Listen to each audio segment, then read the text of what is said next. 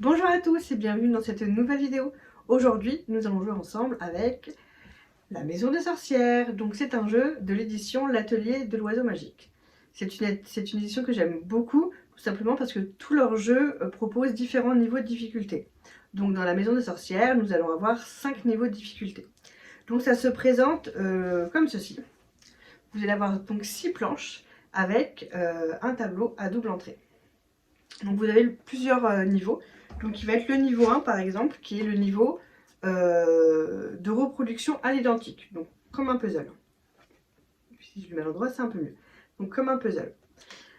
Pour ce niveau-là et pour tous les autres niveaux, vous avez le choix soit de proposer un cadre vide, soit de rajouter ce quadrillage qui peut effectivement aider vos enfants à mieux se repérer sur le tableau pour le puzzle. Pour le niveau 2, vous avez donc une lecture d'image en utilisant le tableau à double entrée.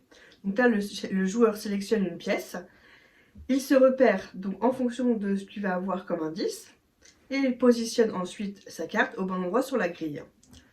L'avantage, c'est que l'enfant peut s'auto-corriger en regardant derrière ensuite.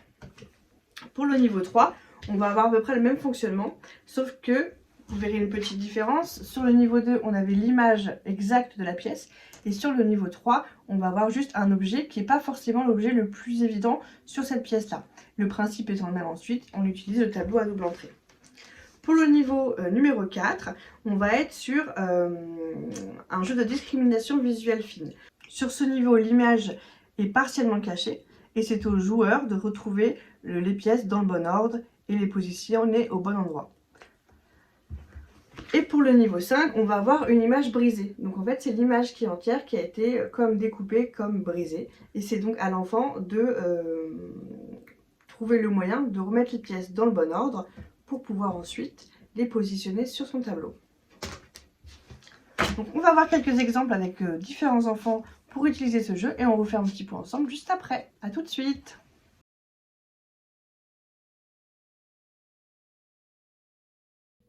Tu as ton image là. On va essayer de le faire ensemble.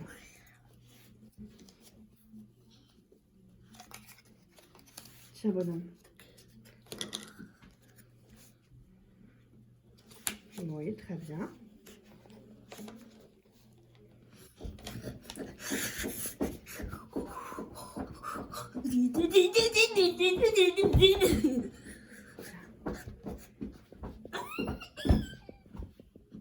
Très bien. Vous pouvez observer que je lui donne les pièces une par une. Ainsi, bravo, il peut se concentrer plus facilement sur la pièce à placer.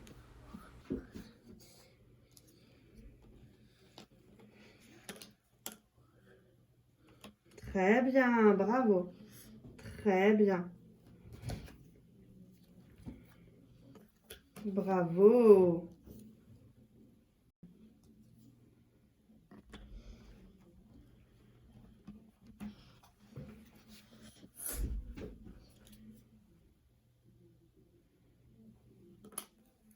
Bravo.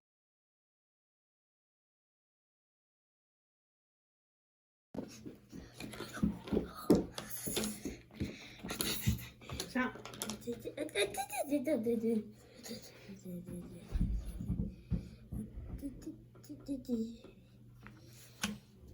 Oui, très bien.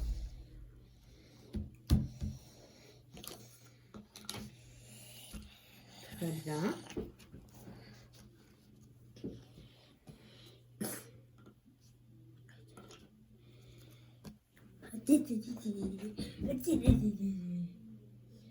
Tu reviens?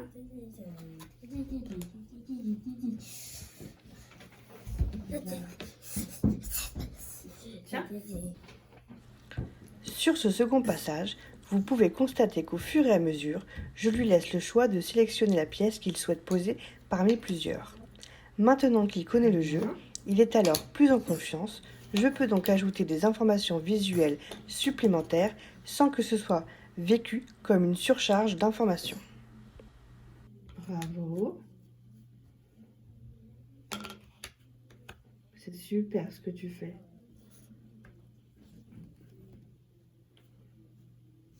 Très bien. Bravo! Super! Regarde. Là, tu as le puzzle, mais ils ont enlevé des morceaux. Il faut que tu essaies de le refaire dans l'ordre.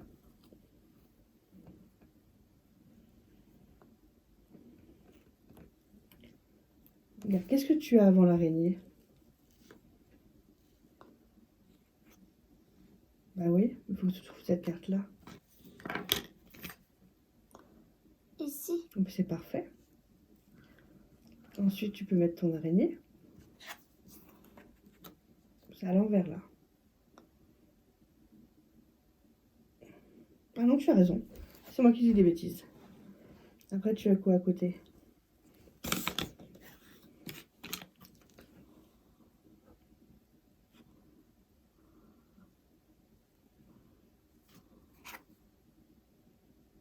Regarde pas tout de suite à côté. À côté de l'araignée, il y a une bouteille. Et où la bouteille?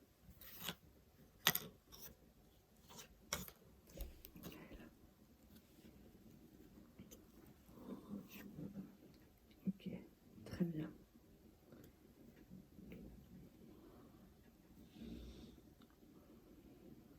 Qu'est-ce que tu as en dessous du torchon? Oui. Il y a ça. Mhm. Et ça. Bah regarde, où est-ce que tu le trouves? C'est à côté de quoi? L'arrosoir. Ouais. Très bien. C'est très très bien. Regarde bien l'image, Maximilien. Super. Eh ben bravo, jeune homme, bravo. Comme vous avez pu donc l'observer avec la Maison des Sorcières, mon objectif principal c'est de travailler la discrimination visuelle, mais également l'observation et la lecture de fiches consignes. Donc, qu'est-ce que c'est la discrimination visuelle? Alors, c'est tout simplement une compétence transversale à de nombreux domaines d'apprentissage. Souvent, la discrimination visuelle est associée à des compétences de logique, de raisonnement, de mémorisation ou même de repérage spatial, et elle constitue un enjeu important même, voire essentiel, dans le processus d'apprentissage de la lecture. La discrimination visuelle donc se traduit par la capacité à distinguer les choses les unes des autres avec précision et selon des critères définis. Elle s'inscrit dans des activités d'observation, de repérage, de comparaison sur des images, des formes, des mots, des signes, des lettres, des chiffres et plein d'autres choses encore.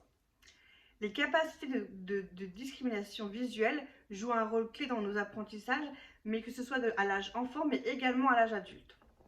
Alors, comment est-ce qu'on pourrait exercer la discrimination visuelle avec votre enfant?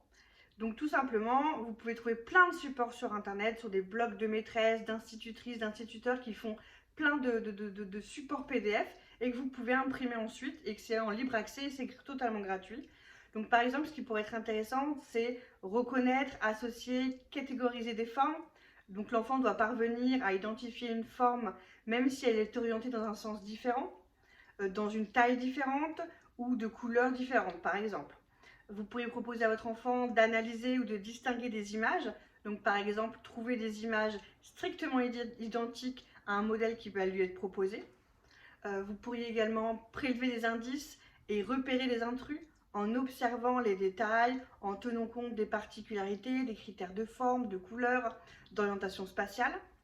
Vous pourriez également aussi mettre en correspondance des objets ou des éléments semblables, par exemple faire correspondre des majuscules avec des minuscules, ou bien des lettres script et des lettres cursives. Et vous pourriez également repérer des similitudes et des différences entre diverses informations visuelles, comme par exemple identifier des séquences dans un ordre précis, différencier des lettres proches comme le P et le Q, le B et le P, ou même le U et le N. Vous pourriez également identifier des similitudes ou des différences subtiles entre des mots, où il peut y avoir juste une lettre qui change, ou alors même reconnaître la silhouette de son prénom parmi tant d'autres. Voici pas mal d'exercices que vous pourriez vraiment trouver en libre accès sur internet et qui vont vous permettre de travailler avec votre enfant la discrimination visuelle. Voilà, donc c'est tout pour aujourd'hui. On réabordera sûrement la discrimination visuelle avec d'autres supports de jeu que je vous proposerai dans une prochaine vidéo. J'espère que celle-ci vous a plu en tout cas. N'hésitez pas à vous abonner à la page si vous souhaitez être informé des prochaines vidéos qui vont sortir. Et je vous souhaite une bonne journée à tous. Au revoir.